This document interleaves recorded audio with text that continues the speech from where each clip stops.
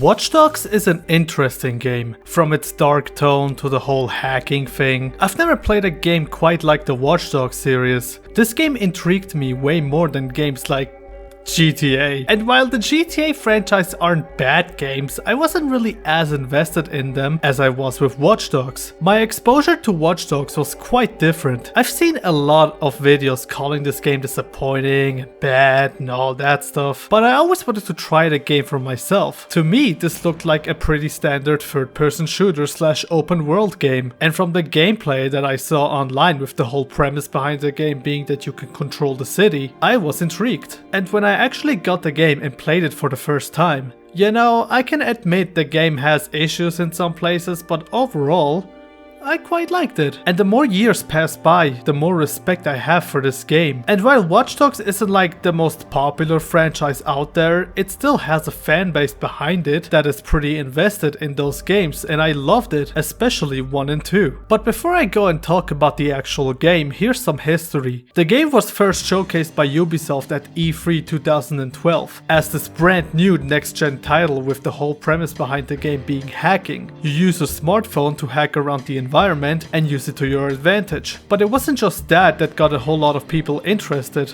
People were also interested in how graphically advanced the game looked with its beautiful lighting and its weather effects. And so the hype around this game was huge. But this is where the problem started to begin. The team behind the game had no idea what the power of the next-gen consoles were gonna be. So they made the trailer on high-end PCs and had to just guess what the game would actually look like. What's also not helping is the fact that the game also came out on PS3 and Xbox 360, even though it's supposed to be our next-gen experience. And once the story trailer for the game came out, people noticed that, wait a minute, the graphics don't look as insane as it did in the 2012 presentation. A lot of people started criticizing the visuals, and it didn't get any better once the game actually released. The game came out and people noticed that the game isn't as stunning as that 2012 presentation. This was one of the biggest catfish in gaming, which made a lot of people not only lose trust in Ubisoft, but also made them realize that they shouldn't pre-order games from them. This has been a thing with Ubisoft and a lot of publishers before, but Watch Dogs was the game where people were like, nah man, I think we're done. This also didn't help with how much Ubisoft was bragging about the game in its marketing. Like for example with their limited edition calling Aiden's cap iconic before the game even came out, or this ad referencing GTA 5.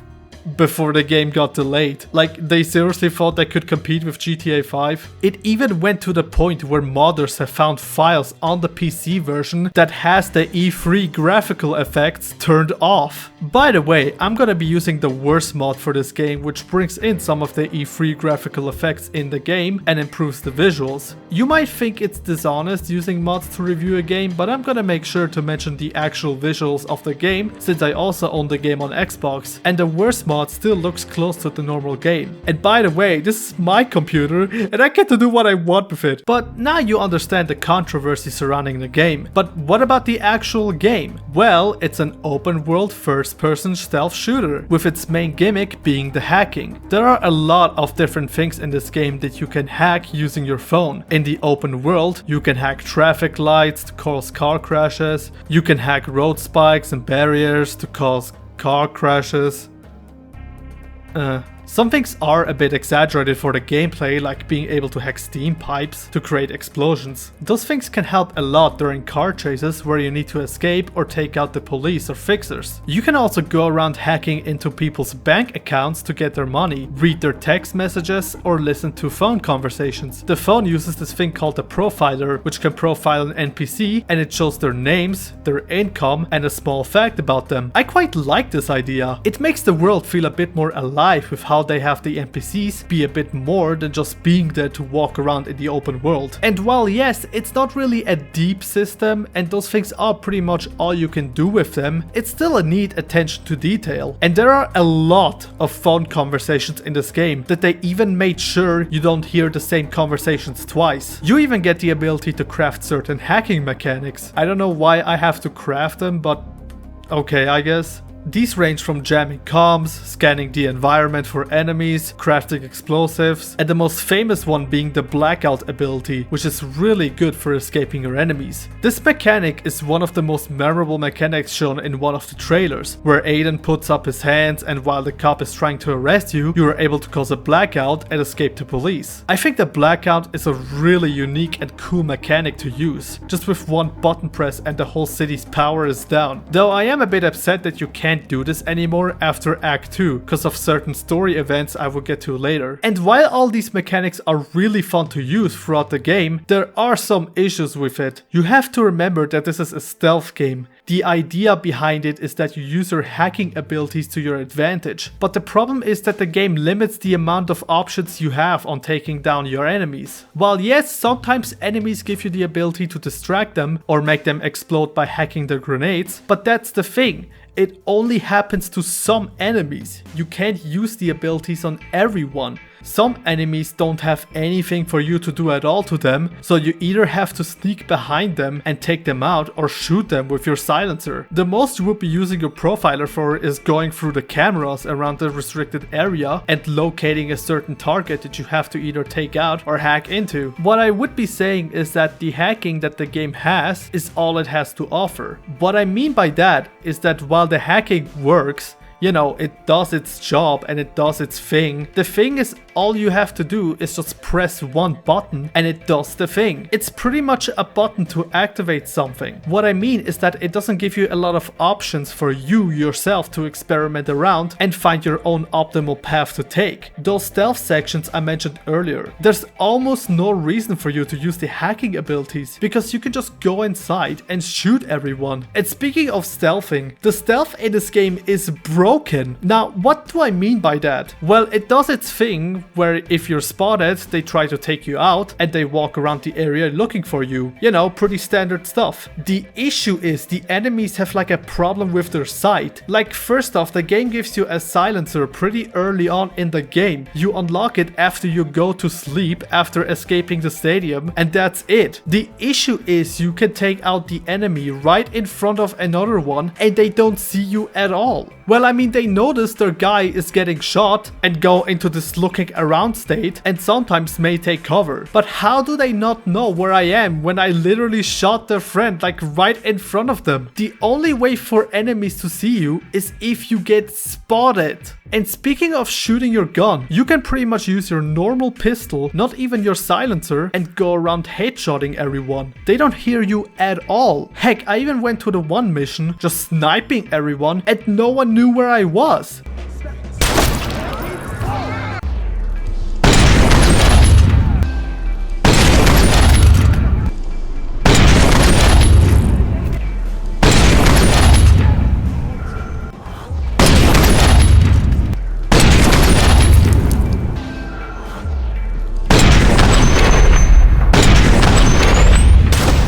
This is ridiculous. I mean, I give the game this. It's fun to do, so that's something, I guess. The environment can be used to take down the enemies, like blowing something up when they happen to walk by.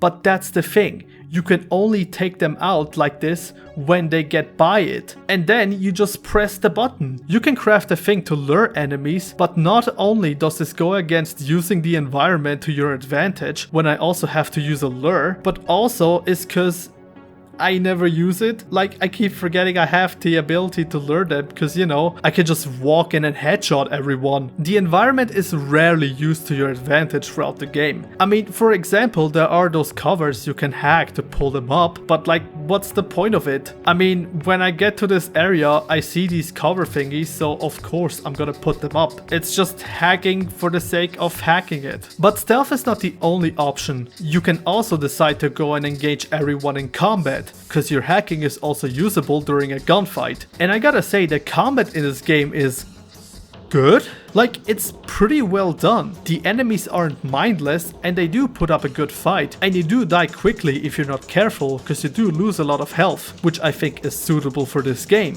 Like, despite all this hacking power you have, you're still just a guy. Something I am critical about is the fact that the game lets you carry every weapon in the game, which is very absurd for this kind of game, where your option is supposed to be to use the environment to your advantage. It almost makes hacking look impractical, because like you have all these weapons you can carry, especially grenade launchers, which by the way is like really easy to unlock very early into the game because it doesn't cost too much and you do get a lot of money from hacking into people's bank accounts. Early trailers made it look like you were only able to carry just 1 or 2 weapons, which is what I think the game should have done to limit your weapons to at most only carry 2 guns. Not every single weapon, but still, it doesn't really ruin the combat or anything. I mean, I'm not telling you how exactly you should play the game, but me personally, I did like using the handgun a lot. It did work through like most of the combat I did. I mean, Aiden is depicted with a handgun in his renders, so I think it suits him the most. Even with the way he holds it behind him and walks around the place looks pretty cool. The takedown animations you get to pull off are satisfying, and the best part of all is that you get the ability to use bullet time, which the game calls focus. It's really fun going full John Wick and take people out. The explosions in this game also look really cool, and it's always a visual treat if you play well. If you play the game, I do recommend utilizing the combat in the game and not just do boring old stealth. But that's kind of the thing. The game focuses way more on the shooting aspect that the hacking feels like an afterthought. There's rarely anything for you to hack when you're going into combat. Only sometimes if enemies happen to walk past something you can trigger. While you will mostly be doing the same thing in this game, it's the level design and the story that keeps you engaged in this game. Like one mission you're infiltrating a prison by getting arrested and have lost all your tools, or one mission where you have to set up an ambush and take everyone out, or one mission where you have to chase a helicopter. There is variety to be had in these missions. Now, do these issues like ruin the experience? Not really.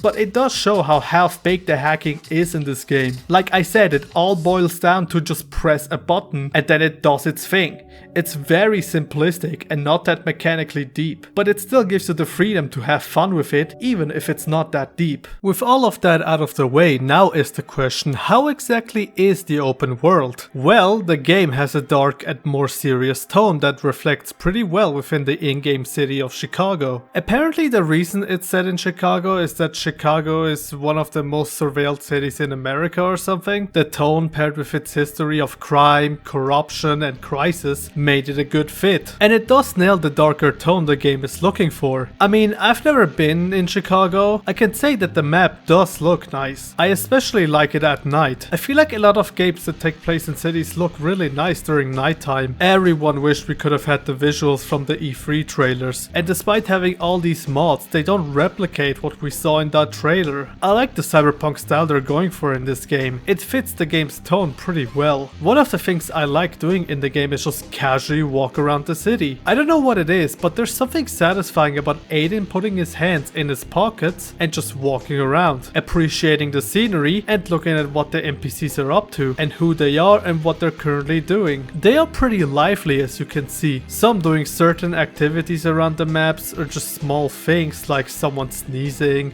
peeing, taking pictures or rapping. Another thing I love that sometimes can happen is the hacker group DedSec broadcasting on monitors. Citizens, do you trust your government? Your privacy is at risk.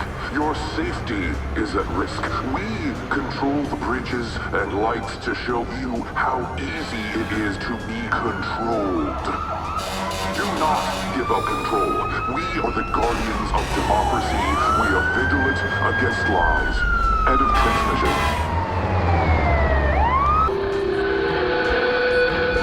The blackout of 2003 was a warning. Critical city infrastructure needs to reside in a demilitarized zone. 11 people died because the city gave away its control. A hacker demonstrated a flaw in the power grid.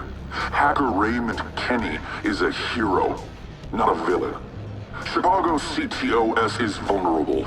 Citizens are vulnerable. Take back control. Even Aiden has neat animations, like when you pull out your phone, when it's raining, he tries to wipe off all the water on his phone. Or when you pull out a weapon, he puts his mask on. There are some oversights I have noticed though. One thing is, despite seeing motorcycles parked around the map, you never actually get to see a single NPC drive one. Every NPC drives a car. Another thing I noticed is that when you go on a train, you never see NPCs enter and exiting the trains. You see the exact same NPCs sitting in the train. And it's not as common seeing the police driving around the map. You barely see any, despite there being multiple police stations around the map. So what exactly are the things you can do in the city? Well, there are side missions, but like they are pretty simplistic and all of them boil down to going to a place and doing a specific task. There isn't anything story related going on really, and they are just there to earn experience points or money. Gang hideouts is basically you go to a restricted area, profile the one you have to take out, and take the guy out without killing him. Fix a contract is you either taking someone out who's escaping in a car, or escaping your pursuers and delivering the vehicle. Checkpoint races while the police is involved, or drive 3 vehicles in a row from one checkpoint to another. While I didn't really care about them too much, they are pretty fun to do, cause there's a decent variety to them. Criminal convoy is you having to take down a person that is moving on a set path, which is usually surrounded by an escort. This one I found to be a bit annoying, cause how in the heck are you supposed to take them out while everyone is shooting at you? Especially since the ones you try to take out also shoot at you. Well, I guess the grenade launcher is your friend in this situation. I mean, the way to take them out without killing them is by going up close, but then there's another guy shooting at you. It's a bit bizarre, but I don't know, maybe I just didn't do it like the right way or something. The other thing you can do is detect nearby crime. This basically boils down to going to a certain area, using the profiler to scan for someone who could potentially do a crime, and then stop them when the bar goes red. This one is kinda lame cause it's the same thing every time. It doesn't really change in any way. I mean, the guy running away might pull a gun on you, but that's about it. Scan the guy and chase him. Chasing him can also take a while cause the enemies are slightly faster than Aiden, which is kinda boring when all you do is hold down the right trigger and move forward. Also, what I don't understand is when you get spotted before the bar turns red, you failed a mission even though I technically saved someone's life cause the guy stopped going after them. I mean, I wish that I was a bit more than that. Like, what for example, the CTOS crime detection is not always 100% and you have to observe your targets carefully before going in and stop them. Those are pretty much the side missions, but what about the activities you can do in the city? Well, there's Cash Run, which makes you parkour through an area and you collect coins while avoiding the red things. I do like the parkour animations the game has going for, even if it's pretty simplistic in how you do it. I think they're fun as a side activity. Apparently successfully earning a gold medal will unlock the P9mm in your weapons wheel. But the thing is, I unlocked this along with all of the other weapons throughout the story missions, cause you can pick up the weapons from the enemies and they stay permanent in your weapon wheel. There's Invasion, which is pretty much you shooting at virtual bugs. You get weapon upgrades and go through each level. It's very simple, it's not bad. I wouldn't call it amazing, but hey, it's something you can do. You can do the shell game, which I like. Simply you bet for money and pay attention to where the cup with the ball is. You can play chess.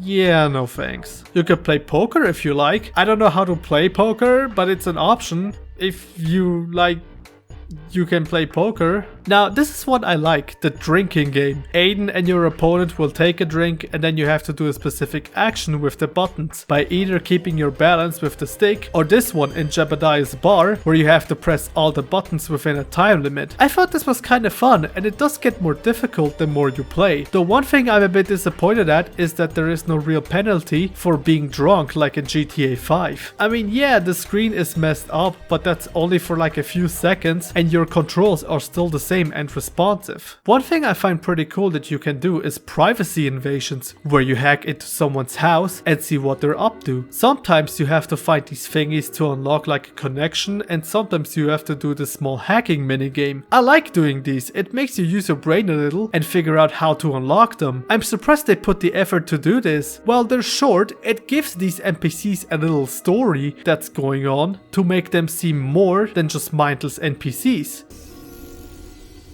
I don't care what you say, Dr. Patel. There is no gosh darn way I'm taking that shot. Vaccines only make you sicker. This is exactly what the shot is for. You need to be inoculated. There's something called herd immunity. Are you calling me a cow? No. Can we start from the top? Please. It's very important at your age. Are you calling me old? Why don't we go ahead and book you an appointment? We only want to help you.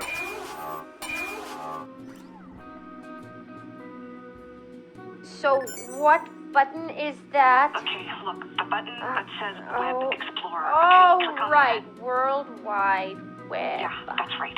I want to be able to get all the internets that your sister sends Sure, me. Mom, look, I'm at work right now and I can't spend too much time. Okay, is it open yet? Oh, my lord. Oh, Mom, what? Look, I'm talking you through this. What's open? What do you see? I just see a photo of my Mr. Kibbles, which you put in the computer for me last week.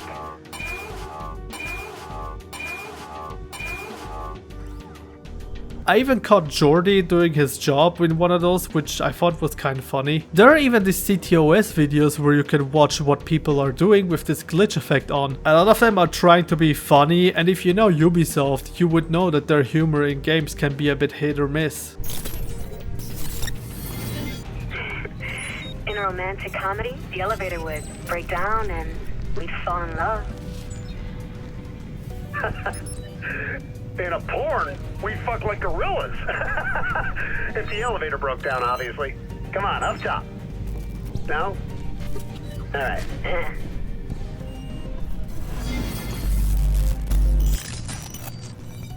Investigations are hidden items you can collect around the map. I mean, it boils down to hack into a person, they say where it's hidden, you go there and fight the crate with stuff. Burner phones, which are phones that Maurice has put around the map, that gives audio logs which develops his character a little. I did quite like these, cause I got to know a bit more about Maurice and why he did it, and it did make me feel bad for him. I've been stuck in a cold sweat for over a week. That last job and I was expecting it hit any second. Abby was freaking out on me. We've been shouting a lot. She thought I was getting seduced by the Lord. Fuck me! Fuck. I couldn't tell her the truth. I had to do whatever they wanted. I had no choice. These guys were gonna come and kill her. So I said I'd take another job. Only this time they didn't want to fuck around. They had a hit lined up. Some guy, Aiden Pierce. Never heard the name before. And I was gonna be the trigger man. I couldn't say no. This was the only offer on the table. This was my get out of jail free card. And I took it. Take it out. At first I thought she just left me. I'm a deadbeat fuck up. I couldn't blame her. I took to work her friends. No one's heard from her. And then those bastards called me again. They said I screwed up the Ben's job. No more chances. I begged them not to kill her. I begged them to kill me instead. And the son of a bitch said he was feeling generous. He wasn't gonna kill her. He's gonna send her to an auction instead. A fucking auction. How do I get her out of that? They got tracking shit on the girls. Get them so fucked up on Snack, don't even remember their names. So Christ, Abby. The sick fuck who called me. He said that it was clean. I was free to live my life. What fucking life have I got? These guys completely worked Maurice. No wonder he wouldn't talk. They already did their worst. He's got nothing left. Doesn't change what he did. I wonder, if it had been Nikki, would I have done the same in this place? QR codes, which I find to be kinda whatever. You have to find the right camera and point it at the QR codes, which gives you audio logs of a DedSec member. Human trafficking, which is accessible after you do that one mission in Act 2 and you go around hacking into bidders' phones and locate a suitcase in an apartment. These investigations are pretty repetitive. While these side missions do have some story behind them, it's not really much of a real story with cutscenes and stuff that actually intrigues you into doing all of them. So like, I never really bothered doing all of them. They all boil down to go to this place and hack the thing and you unlock a weapon or an audio log. Like, game, I don't need that many weapons to begin with. And isn't it kinda lame how the only way to develop a story is through audio logs and not, you know, cutscenes where we can have some visuals going on? So why would you bother doing all of them other than, well, you're bored? The distance of these places are also pretty ridiculous that I had to go around and fast travel a lot. Like, for example, did you know there was a serial killer subplot? Yeah, I didn't know until this very playthrough, where I decided to go check out what these things are on the map. And this one actually intrigued me. Like, we have the serial killer on the loose and we go around looking at all the audio tapes and stuff to uncover the mystery. The setup and everything is brilliant, cause once you go near that place where the murder happened, this creepy music starts playing.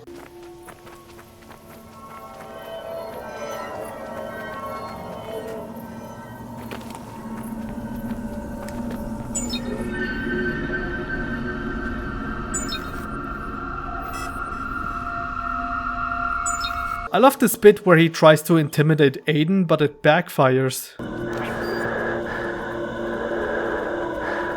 Yeah.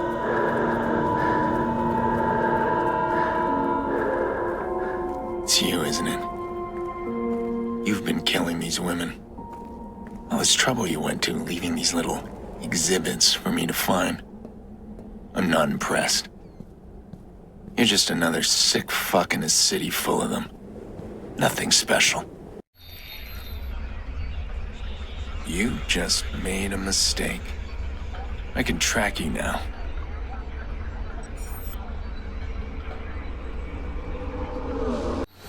I seriously thought after doing all of these that I would get like a cutscene with Aiden confronting the guy or something. But no, that's not what happened. Instead, it's a generic crime prevention where the bar fills red and you chase the guy. You cannot be serious. All this build up just for this? These crime prevention things already happen around the map, so why would this one be any special? Like, what a waste of time. Oh, and it's not a Ubisoft game without needing to activate some radio tower to unlock parts of the map. I hate these so much in games. They're such a huge time waster when you could have just had the things active on the map from the beginning. I mean, it's kinda interesting where you have to go find the optimal route to parkour to the radio towers. They sometimes make you think outside the box, like the one I really liked where I had to use my car to get on the roof, which I found interesting. But Jesus Christ, open world games need to stop doing these. All they do is just pad out the game with unnecessary garbage. Just have these things unlocked on the map and let me go there. And to make things even worse, the game is like, oh, you activated the big towers, but now you have to activate the smaller towers if you want to see where the side missions and fast travels are.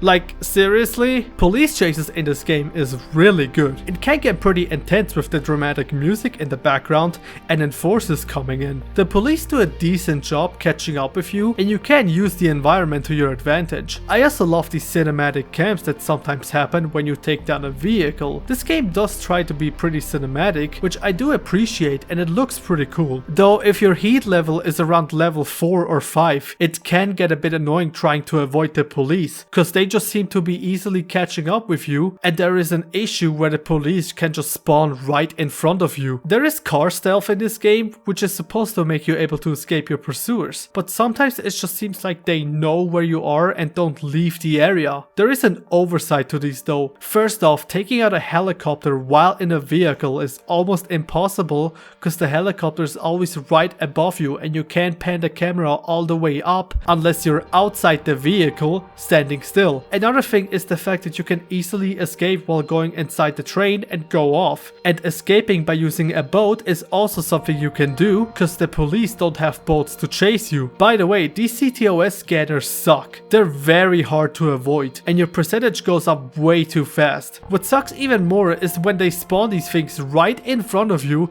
and you have no way of avoiding it. I think a lot of people had issues with was the driving, but I don't know if it's just me, but the driving isn't really that bad. I mean, you slide a bit too much, but that's not like GTA 4 levels of bad. Maybe I've just gotten used to the driving, or maybe people had some other games in mind and thought that one was the standards of driving controls, I don't know. Last but not least, we have digital trips, where you can fight some shady guys somewhere around the map and you can choose a selection of minigames. First off is psychedelic. You bounce from flower to flower to get a high score. The controls for it are very weird and not smooth at all, and I got bored of it after like a few minutes. Though I think it's pretty funny how Aiden is just enjoying himself.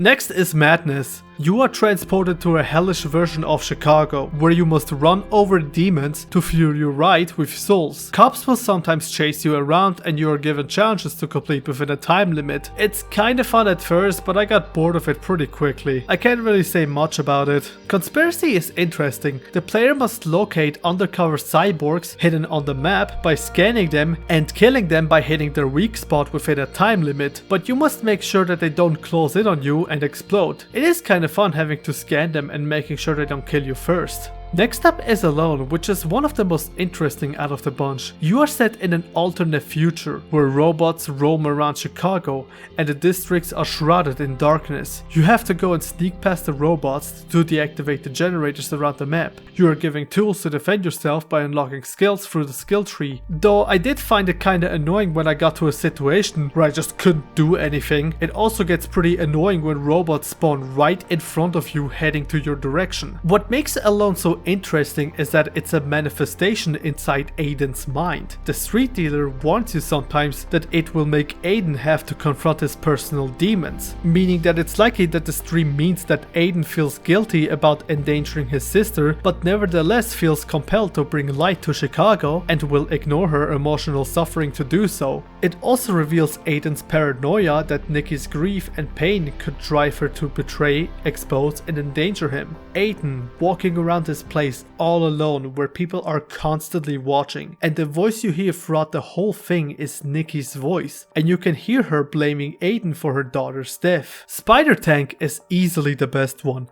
You are a giant spider tank destroying waves of cops before the time runs out. Being able to climb on walls and causing so much destruction is really fun to do. You're given challenges to complete within a time limit, for example taking out cops, destroying vehicles, or blowing up satellite relays. I would recommend checking this one out. Overall, the gameplay in Watch Dogs is lacking in some areas, but there's still some enjoyment to be had with it. Heck, I still enjoy this game, and this is like my 4th playthrough, and I can still admit that the game has certain issues. One last thing I want to mention is the soundtrack. I think the soundtrack of this game is very underrated. I mean, not every song is a certified banger or anything, but there's a handful of tracks that are really good. Like for example, the song that plays when we're activating all the power for the bunker. It truly feels like we're discovering something.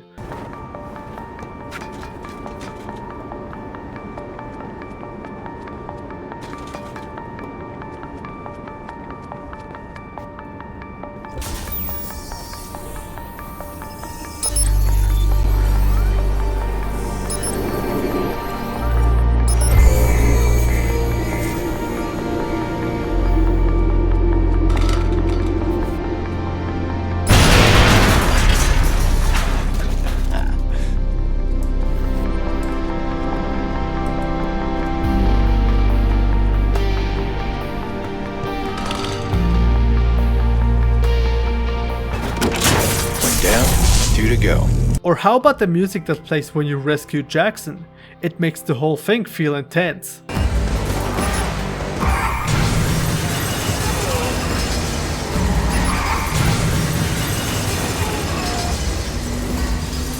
Oh, come on, watch it!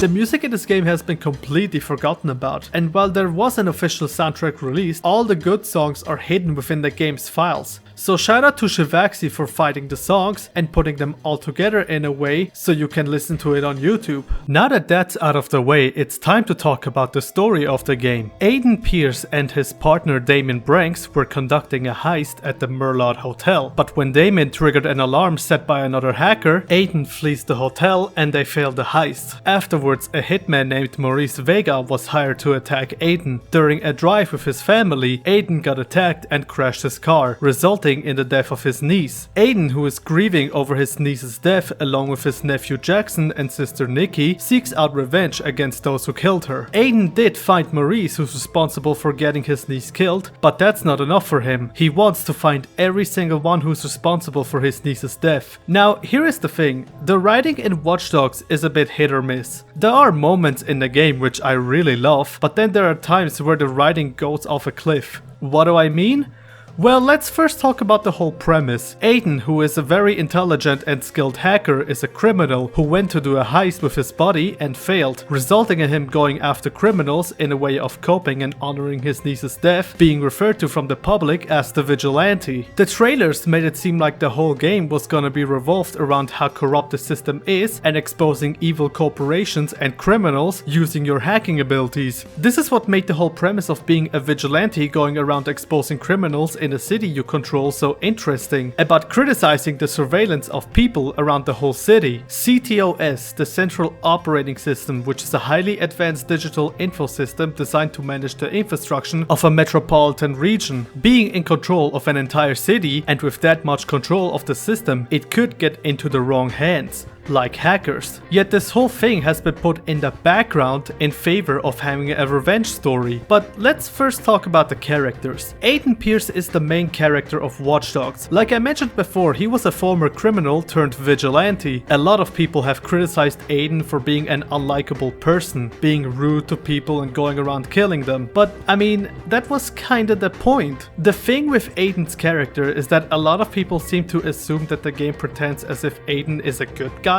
when that's not true at all. The reason he's going after criminals is not because it's the right thing to do. He was merely doing it in a way of coping with his situation since he's grieving over her death, honoring her in a way and trying to make a difference. The game does have something going for Aiden, and while it's not a lot, it does make him question the things he does and how far he's willing to go. And while he commits to his decisions, and near the end of the game when he has nothing left to lose, he accepts his role as the public perceived vigilante because he's in the belief that it's his job. I mean, the only time he really decides to go stop criminals for more than just revenge during the main story was during the auction mission where he saves Poppy and calls the police. The game has this whole reputation system thing, which a lot of people, and me included, thought it was a morality system, which is not. It's like it says, it's simply a reputation system that shows how the public perceives you with certain actions you do in the open world. It has nothing to do with your morality. Your morality doesn't change throughout the game, which is why it has nothing to do with Aiden's morality. The public has no idea what happens in those locations and who was responsible compared to the open world. Though I do admit that the reputation system is unnecessary because it doesn't really do anything to the game's story or anything, and all you get is people calling the police if your bar is red. While I do believe that the game needed to develop his character a bit better, like I wished he was explored more, because all we really get are his monologues that vaguely say something about him questioning his morality.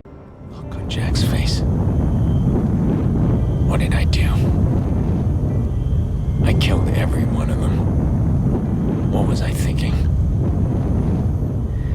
That's not who I am. Is it? I have come to an understanding of what they were trying to do here. You see, a character doesn't necessarily have to be likable, he has to be interesting. They didn't plan on making him a good person, just a guy in which we can relate to and understand, which is why they made the whole niece getting killed thing being the motive for getting revenge. And also, they need to stay consistent with their established character. You can't make your character an unlikable bad guy and then all of a sudden be like, hey look, they're good because they saved a zebra. And Aiden stays consistent throughout the whole game. And Watch Dogs fans really love Aiden. He's still the most popular character. Like, no joke, a lot of people are hyped seeing him, which is probably the reason why they brought him back in Legion. One thing I love about Aiden is how intimidating he can be, not only with his physical presence, but also psychologically, showing his enemies that he has the upper hand. Lance Brenner. As a family. What are you doing? I'm asking how your family is. Looks like you got two lives going at once. Family man. Yeah, the kids are gonna be in college soon. It's pricey for a union rep. Yeah, and there's also the second life. Ghost accounts with a lot of money in them. Hey. Do you know that your name is tied to a whole bunch of cold cases? I bet the cops would love a chat.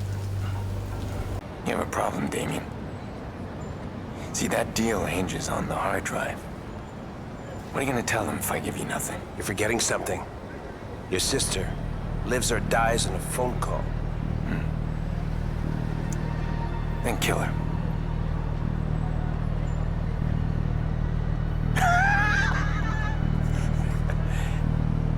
You almost had me, Aiden. You're not thinking it through, Damien. That deal has sealed your fate. If you kill Nikki, you get nothing from me. You think Bloom is gonna give you a pass? They're gonna send fixers to hunt you down. So right now, I'm the one who decides your fate. And while Aiden is an interesting character, he might be the most interesting character. What do I mean by that? Well, he's the only realized character while all the other characters are not giving that much to do. For example, we got Jordy, who is a fixer hired by Aiden to cover up his busy work. He's a very charismatic guy and takes joy in his work. He works off pretty well with Aiden, with him being this grim guy and him being this fun-loving dude. There is some pretty fun interactions with them throughout the game. Jordy, who are they? Well, they live here. What happened? Well, security in these buildings is pretty tight. So people like this feel nice and secure living way up here. I mean, these people just had a simple chain lock on their door. I guess they want to have a good look at the pizza guy before they open it all the way. All right, fine, sure. So about this problem. Well, that's why I brought the bolt cutters. He opens the door this much, there's a chain right there, I slip him in and snip, and guess what? It's not the pizza guy. Jordy, the problem, let's deal with it. But he doesn't show up all too much and isn't really given much to do. I mean, a character doesn't necessarily need some deep arc, but he doesn't show up too much to be all that relevant. I mean, he's there and gives a fun cutscene, but all he's really there for is being the sniper in like 2 areas, where you are trying to enter a restricted area. I don't know, I wished he was given more to do than just being your sniper and have some fun cutscenes, but overall, he's not a bad character. The 2 characters I had an issue with are Jackson and Nikki. Nikki is Aiden's sister. Yeah, that's pretty much all I can say about her. I mean, she has like such a nothing personality. She's just generic blonde lady who is also your sister. Her story is basically that she wants Aiden in her life as a family because he has been gone for a whole year because he suffers from Lena's death. And Jackson is her son and doesn't talk a lot because he suffers from PTSD over Lena's death and he seeks therapy. This one mission is the only time Nikki appears in before she gets kidnapped by Damien, and this ends up being the main conflict of the game, which is really bad considering we're supposed to care about the fact Aiden's sister got kidnapped, yet she's not interesting at all. The only real time I was kinda interested was in the mission where we save her, where she accidentally shoots a guy and constantly worries about him during the phone call. Nikki, there's a gun there. I want you to pick it up, just in case. Oh, God.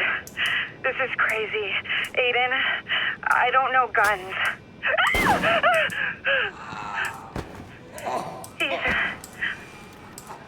I shot him. We gotta move. Listen to my voice. I think I killed him. Nikki, listen to me. We're gonna move now. I'm gonna guide you every step. He was still breathing. The guy I shot, I think he was still breathing. Should we maybe call 911? What if I killed him? I think I killed that guy. I didn't mean to. It just went off. Did you see his face? He couldn't believe I shot him. He brought me blankets last night. So we should go back. We could still save him. Nikki, listen to my voice. Right now, we're gonna get you out. Yeah. Okay. Yeah. I don't understand how you can do this. This isn't a way to live. Is this what you do? You kill people? Aiden, that's not you. Is it? There were some cut missions where it would have developed his interactions with them a bit more, but apparently they just had to be cut for some reason. Heck, the game doesn't really give you a reason to care about Lena, cause we know next to nothing about her aside from some monologues from Aiden. I used to bring Jax and Lena here once in a while to fish. We never caught a single one. They never seemed to care. And some of my best memories are from here. There are 2 spots on the map where you can remember about Lena's death, but those are 2 cutscenes we have already seen in the main game, and they're very vague about Lena's character. I feel like this is a big missed opportunity. Like, what if we had a bunch of these memories scattered around Chicago where we can learn about Lena and Jackson and what they meant to Aiden as their uncle? Wouldn't that have been interesting? Cause all we got is Lena's death and the gravestone scene where Aiden lies about his promise to Nikki. I have no reasons to care about her, which is an issue cause the whole motive was her death. Yet while Aiden cares for her, the player has no reason to care. Clara Lil, while is someone I like, isn't all that well developed. While her introduction was well done, being a member of the hacker group DedSec, going by the name Bad Boy 17, who has been helping Aiden with his hacking stuff and creating one of the funniest scenes in the game. Bad Boy. What? Bad Boy 17. What the fuck, man? And what I liked was her making Aiden open up a little and emote more so he's not just grim the entire time. You done then? You have what you need. So far, yeah. Okay, look, I understand if you're scared. I'm not scared. No one asked me to stay. Well, no one asked you to leave. You'll need to do better than that.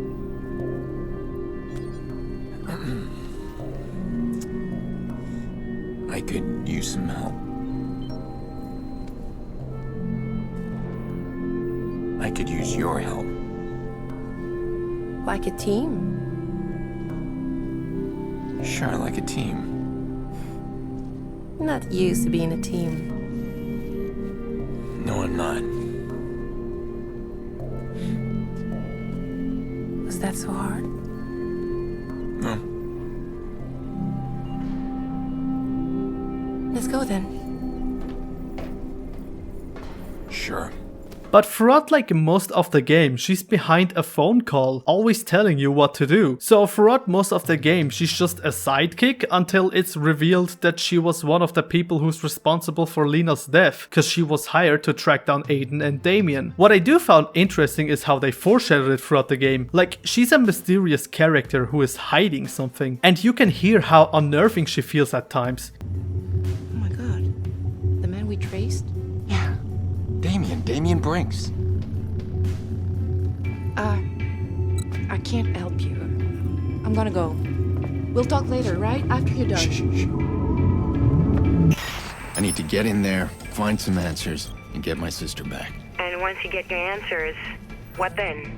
Then I find out who did this, and I make sure they answer for it. Every single person involved in Lena's death. You still there? Yeah, I'm here. Okay, I'll see you soon.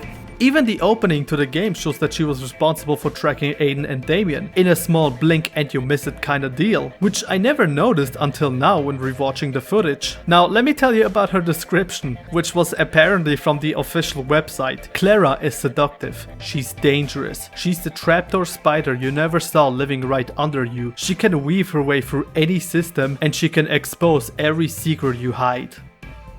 Wow, they really tried hyping her up. By the way, remember when I brought up DedSec? Yeah, this secret hacker group that are sometimes broadcasting around the city is also just kept in the background. If you didn't do the side missions with those QR codes, then you'd have no idea who they are and what they do. I mean, even then, the side mission isn't anything to write home about. Like, all of those things the game could have explored is just brushed off. Wow, look at all those cool things we have in this game. Wouldn't it be nice if we got to explore any of it? Especially since we hyped those up in our trailers?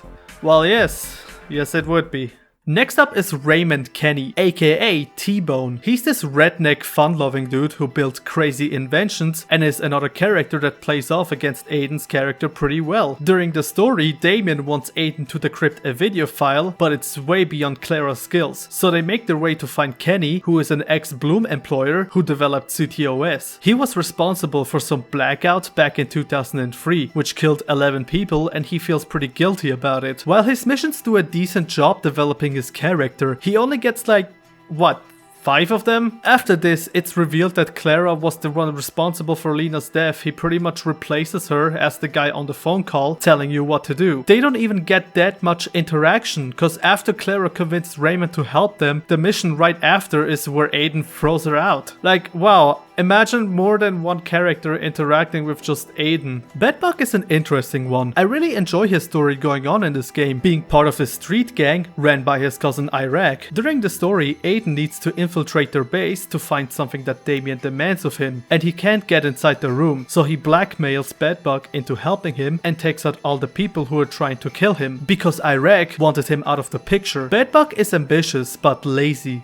He respects his family, even taking care of his grandmother. He believes he can become a high-ranking member of the Viceroys simply because he's family and not because Bedbug want to put any effort into it, which he appreciated Aiden into helping him accomplish this. And during the mission where he infiltrates Rossi Fremont, he would even sympathize and understand why Aiden does what he does. I came to like Bedbug and even sympathize with the guy. He's pretty young, but also very arrogant. The villains in this game is nothing really to write home about. They're pretty one note and not well developed. First off is the main villain, Damien. There's really nothing I can say about him. I mean, he plays off as a foil to Aiden pretty well, being a guy from his past that came back to haunt him, and even has the hacking skills. But beyond that, he's just a nothing guy. The only thing I liked about him was the actor's performance, which made him ironically pretty funny. Oh, you're adorable. Blaming your family problems on me? Damien crossed the line, he made the Batman angry. What about me? What about you? You're not the only one suffering. They made me a cripple. They took everything from me. Lucky Quinn is the secondary antagonist of this game. He's the leader of the Chicago South Club and the one who ordered the hit on Aiden and Damien. He's not one to be easily messing with. He has a lack of moral compass, as shown in him partaking in human trafficking, and has a distaste for working with Iraq and the mayor, who he has been blackmailing with the video Damien was trying to get, which is him murdering a woman named Rose Washington, which he believed was the reason Aiden and Damien hacked into the Merlot Hotel. He doesn't really have that huge of a presence in the game, being mostly kept in the background, and while he is threatening, he's not a very well developed character. He does have his moment here and there. I like the scene where Aiden finally takes him out and calls himself the Vigilante. All of this. Lena's death. Because you didn't want to lose a puppet. Do you think you've won? If you and I die, they'll build a statue. And you? Help me. The city didn't stop for your grieving family. Because you don't matter. I know I have proof. Haven't you heard? I'm the Vigilante. I clean up mess like you. What I also liked about this is that he actually feels accomplished for getting his revenge. Quinn's dead. This is the part where I'm supposed to say I feel empty, right? And be lying to myself. I finally feel awake. Like I can breathe again. And Lena? Nothing can change her death. But maybe I can still do something that'll make a difference. A lot of stories go for the whole revenge is bad and it doesn't solve anything. Well, this game, it does both. This unhinged man who got his revenge, he feels alive, but deep down he knows he can't fix his niece's death. And to what end did it bring him? Getting his family in danger, and they had to leave. Iraq, the third villain, who is a more physical threat compared to the other two, also falls to the same issue of while being threatening, with him beating up one of his guys because he explained something to him. He is not all that well developed. I mean, the only times you really see him is this scene and the brief time you see him talk to Quinn, before we confront him and fight him in a terrible boss fight. I swear, not only does this boss start off with a long speech, but the issue here is that it's not all that challenging because you are so overpowered up to this point that you can easily take him out with a couple of explosives. And if you die during this, you have to listen to the whole speech again. I mean, it's kinda a shame. All he does is just shoot at you, which is kinda lame because he's supposed to be the second hacker behind the Merlot. Wouldn't it have been cool if he was using hacking skills against you as well? Like, what a missed opportunity. Heck, an issue with his character comes when he discovered that Bedbug betrayed him, and when it looked like he dropped him out of the window, he actually spared Bedbug and even asked him about Rose Washington. Hey, is this thing still working? Bedbug, you're alive. You need to get out of there. I am out. I just thought maybe I could help you get your answers, you know, about your family. That video we saw on the screen. Iraq asked me about it, asked me what I knew about Rose Washington. Rose Washington? I don't know who she is, but that's the girl in the video. Iraq says she's dead. Okay, thanks. That might help. Yeah. You and me? We done? We're done. You did good, Bedbug. Why in the heck would he do that? That's not within his character to do. He previously killed one of his henchmen just like that, and he even had a whole speech with Bedbug about how business will always be above his henchmen. You remember Grandma's bulldog? That ugly little fox. Fathead. Always came running when you hollered for him, right? It always kept pissing on the floor, too. Yeah. You know what I'm saying? Yeah. No, you don't. Listen, it costed me business. And who do you think's gonna win between you and business? Business. He was even trying to get him killed. So why would he just let Bedbug go like this? This makes no sense at all. Or how about when the characters have mentioned that Rossi Fremont is like a fortress and you can't easily get inside? They're armed to the teeth. It's like a fortress. I don't see an easy way in. Which is the reason why we hire Bedbug to go in. Heck, Act 2 of the game is all about trying to get into Rossi Fremont to get the files. And it's the longest act of the game with 15 missions. Yet after failing to gather all the data, Aiden is like, screw it, I'm gonna go in there myself. And in Act 3, we go inside and easily take down all the enemies. I thought this place was like a fortress. What was the whole point of recruiting Bedbug for this if we could have just done it by ourselves? Another thing I had an issue with in the story is how Aiden and Damien never even thought that maybe the guy who ordered the hit on them was probably done by the mob boss, especially since he's the one who owns the Merlot hotel you were trying to rob. Oh my god, who could have possibly ordered the hit on us, Aiden? Gee, I don't know, have you maybe considered that it's the guy who owns the hotel? Another issue I had was this part where after Aiden motel room blew up, Clara suggested they get into some bunker, which was like CTOS's original test site, and apparently Bloom just left a lot of their equipment there. Do you know this place? Somewhere near here. It's supposed to be the first test site for CTOS. It is known as the bunker. At least, that's how the urban legend goes. The bunker? What, with access to the entire city? Undetected access.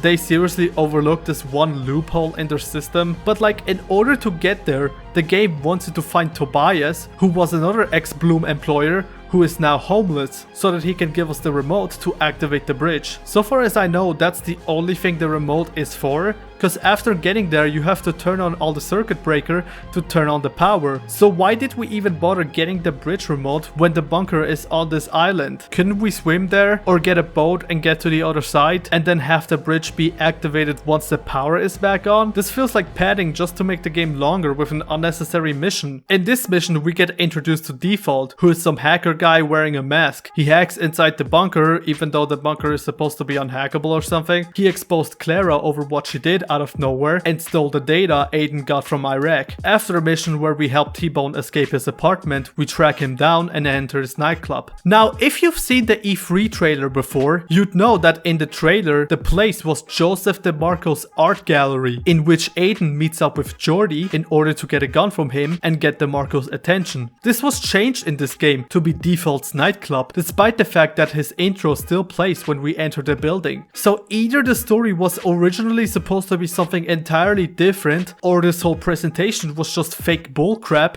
getting us hyped over nothing. Joseph DeMarco is not even part of the main story at all. The only time he shows up was after you complete the human trafficking side mission and take him out. He doesn't even speak a word or anything. It's quite bizarre for him to just be reduced to this. Aiden's character was also a bit different in this trailer, which shows him smiling more and quipping with Jordi, which is not something Aiden does in the final game.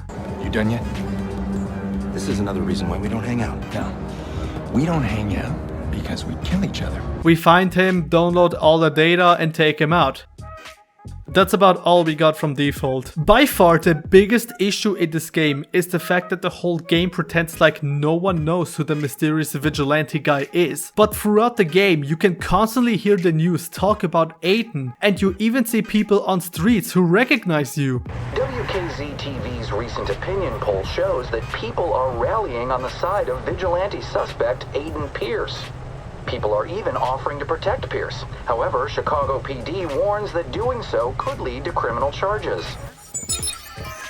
That's the vigilante. I gotta tell my friends about this. This breaks the entire story, because Nikki, according to the game, doesn't know who the vigilante is despite her hearing about the guy on the news. You missed all the fun. The kids were playing vigilante, imitating that guy they keep talking about on TV. Let me guess. Jax was the vigilante. No, they were all the vigilantes, and I was the only villain, but I make a mean bad guy. I gave him hell. I should have come earlier. I could have warned them. Don't mess with my sister. How does she not know that Aiden is the vigilante? They mention him by name and even have his mugshot. Better give me a reason. Because that isn't making us the best of friends. And it's not like Aiden tries to hide his identity from people. You're not Crispin, are you? My name is Pierce. Why couldn't Aiden have used an alias? I mean, everyone calls Raymond T-Bone. I mean, Aiden is called the Fox, but I don't recall him ever being referred this way by anyone in the story. This is bad because despite him saying his name to like everyone, the game never has characters question this. And it's not like Aiden dresses up in any other way. He wears this trench coat and baseball cap throughout the whole game. And this is how he's depicted on the news. This also makes the whole prison mission unnecessary, because the whole reason we're there is so we threaten a guy to stay silent and not reveal his identity. But this makes no sense because everyone already knows who I am. This is especially bad because at one point during the story, Damien is exposing Aiden, which also makes no sense because throughout the whole game, everyone already knows who I am. And this is also the reason why the blackout trick doesn't work anymore afterwards. Were the writers seriously not aware of this? And this isn't like an easy oversight, it's a huge plot hole. Heck, even the trailers have the characters recognize who you are. A citywide manhunt is underway for the suspected vigilante Aiden Pierce. You cannot be serious. Did they always intend on having him be well known? Then why does Nikki not know who he is? Aiden, those are the police. Copy that. I know. A high-powered patrol Why are unit we is en running route from the to the police? suspect. They can help us. No, they won't help us. But why? Because they're after me. Yeah, but we can explain. We can tell them about Damien. I'll tell them everything that happened. Nikki, listen. We're caught if you don't say anything. Right now, I'm getting you two out of the city. You'll disappear and stay invisible. I'll take care of Damien. No, you're not making any sense.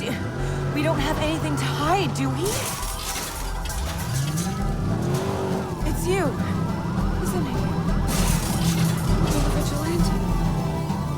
It's complicated. So, everything I saw on the news, the murders, Maze Stadium, that was you? What the heck is going on? So near the end, it's then revealed that Clara was the one who left the flowers at the gravestone because she felt guilty over getting an innocent girl killed. Aiden attempts to save her, but she gets shot and dies. Back at the bunker, T-Bone reveals that Damien was after something called Bellwether. After Rose died, they created that. Now, I don't know the hows and whys of it, but that code is dangerous. Something about... I couldn't make much sense of it, but it was something about Bell or something. Bellwether. That's what he wanted. I don't recall what Bellwether is, and I think T-Bone has mentioned it previously, but like from what I understand, it's like a system that can influence the people to echo a set of numbers through the media surrounding them. So like brainwashing or something, I don't know. Aiden, who finally has the video of the mayor killing Rose Washington, uploads it all and it spreads all across the news. Damien, who's unhappy about it, has now control over CTOS because of a deal he made with Bloom, and this is where we enter the final mission. I think this mission is pretty good. Finally, after using CTOS to your advantage, it's being used against you, and now you have to upload a virus inside the system and shut it all down. One thing I am a bit critical of is the cops. I mean, it is intended that they're going after you since you can't avoid the CTOS scanner, but like I have almost no choice but to shoot at the cops if I want to survive, which costs all of my reputation which I build up. Damien, even before the mission, begins to call you a menace to society, even though my reputation is vigilante, so I guess that's an oversight by the devs. This is then kicked off with one of the most cinematic moments ever. We shut down all the power in Chicago and the whole city is under a blackout.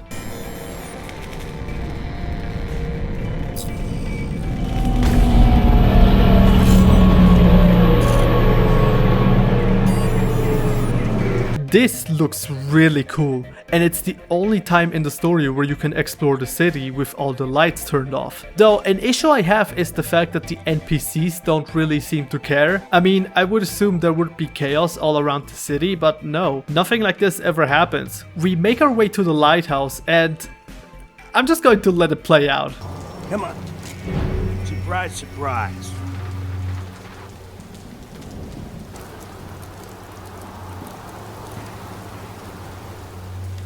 You got a speech, Damien? Anything you want to say? You know who I am now. That's it? That's all you got? Hey, fuck you. Look at you. You plowed over people to get to a mob boss. You think you're absolved because your cause is what? Noble? You played me. That's what this is about. I played you. Clara is as much your fault. So is your niece. That's why you sent your family away, right?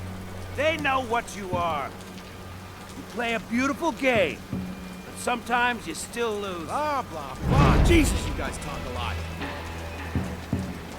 What are you doing here? Sorry, pal. New contract. Kick it over. What? Come on, kick it over.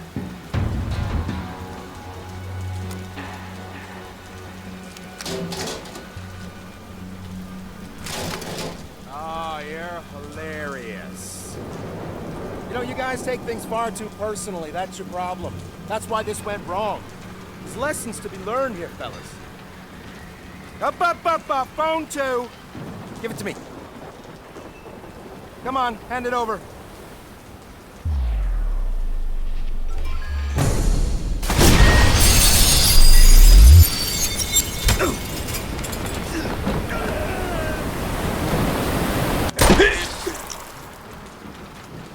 I don't know what Damien wanted in those final moments. Death, I suppose. I thought I could fix the little girl's death, but instead it led to all of this. Exposed lies, corrupted kings, a broken city. And me, changed man. I don't look back anymore. I don't regret. I look forward. Everything is connected, and I'll use that to expose, to protect, and if necessary, to